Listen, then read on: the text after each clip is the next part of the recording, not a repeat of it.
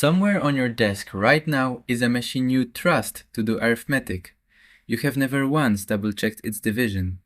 In 1994, a few million people made that exact assumption, and a few million people were wrong. This is the story of a bug so small you could go your whole life without ever hitting it, attached to a company that nearly broke itself trying to convince you it didn't matter. It starts with a professor. Thomas Nicely taught math at a small college in Virginia, running an enormous calculation across a stack of computers. One was a brand new Intel Pentium, the fastest chip you could buy, and its numbers didn't agree with the others. He checked everything else first, for months. Finally, in October, he accepted the only answer left. The Pentium was dividing certain numbers wrong. Here's the thing that made this terrifying. A chip is the one thing in your computer that is supposed to be perfect at math. That's the whole job. So what happened? To divide faster, Intel used a clever shortcut. Picture a giant cheat sheet, like a multiplication table, that the chip checks to check each step of a division. Fill it in correctly and the answer comes out right, fast. But when Intel built that table into the silicon, 5 cells came out blank. 5 out of more than 1,000. Land on one of those empty squares and the chip would hand back a number that was just slightly, confidently wrong. And it really was rare. For most people, doing taxes or writing letters, you might never trigger it in 1,000 lifetimes. Intel knew this, so when the story broke, Intel reached for a number. The average user, they said, would see this error maybe once every 27,000 years. And that is the moment Intel lost. Not the bug, the sentence. Because think about what that answer actually says to a customer. You bought a machine that does math. You found out it sometimes does math wrong.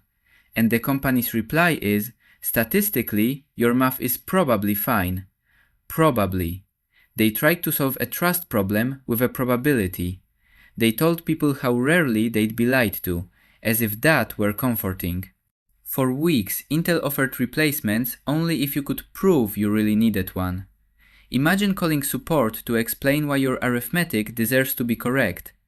The internet, young and furious, lit up. The jokes wrote themselves. Then, in December, IBM did the thing Intel could not survive. It ran its own numbers, said the error could hit far more often than Intel claimed, and halted shipments of every Pentium computer it sold. One of the biggest names in computing had just told the world, "We don't trust this chip." The dam broke. Within days, Intel surrendered. No questions asked. Anyone who wanted a new chip got one. And the bill for treating trust like statistics came to $475 million, written off in a single quarter. The first full recall of a computer chip in history. Andy Grove, Intel's CEO, said it best afterward. Their mistake, he admitted, was presuming to tell people what they should and shouldn't worry about. The defect was math. The disaster was attitude. And that's the lesson worth keeping. When you sell certainty, rare is not the same as safe.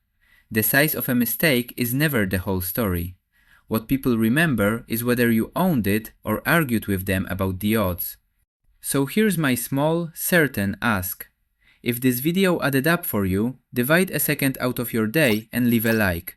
Then subscribe, so the next story multiplies into your feed instead of getting subtracted by the algorithm.